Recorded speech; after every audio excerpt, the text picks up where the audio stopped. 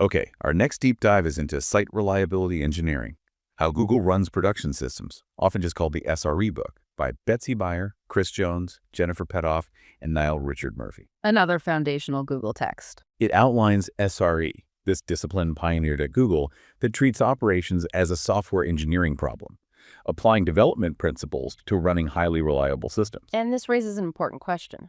Why is SRE more critical than ever now with AI? Yeah, why? As AI models become integral parts of user-facing products, the reliability stops being just a technical concern. It becomes a critical business requirement. Downtime or bad predictions can be disastrous. Right. SRE provides a proven methodology for managing these complex, often probabilistic AI systems in production.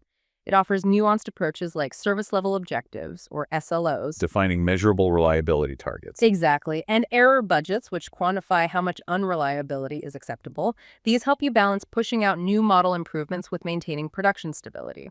For example, you might define an SLO for inference latency, say 99% of requests served under 100 milliseconds, or maybe for prediction accuracy, 95% correctness over a given period.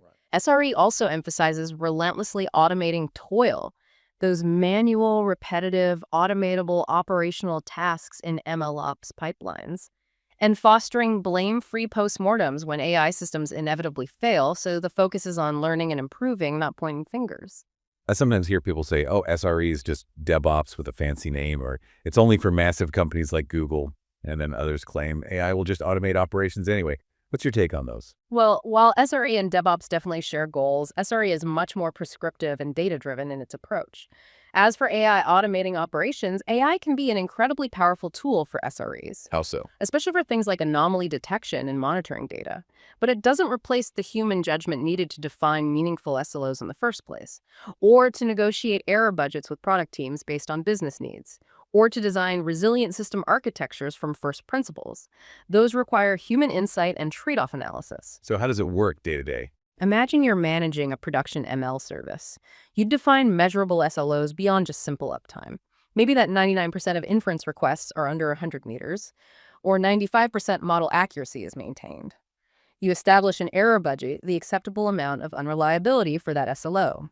Then you use monitoring tools, maybe AI-powered AIOps platforms to track the service-level indicators, or SLIs.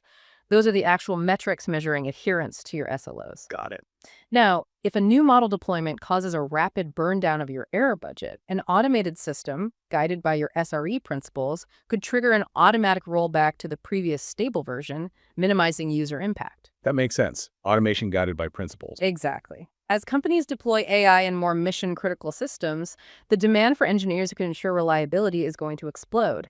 Expertise in SRE is the direct path to filling that need. It transforms you into a systems engineer who can build and run innovative but also dependable services.